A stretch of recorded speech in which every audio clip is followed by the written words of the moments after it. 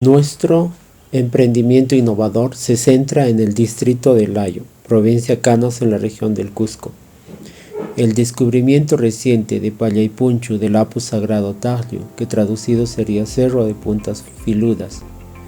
El ecoturismo de esta zona es completamente nuevo al mercado del turismo nacional e internacional.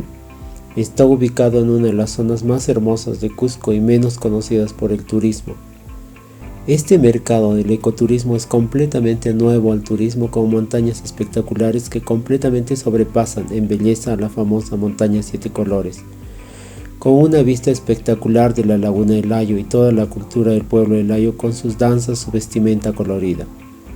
Nuestra motivación para ser beneficiarios del programa Turismo Emprende es promover esta maravilla en la naturaleza en una región que nunca ha sido promocionada por el turismo.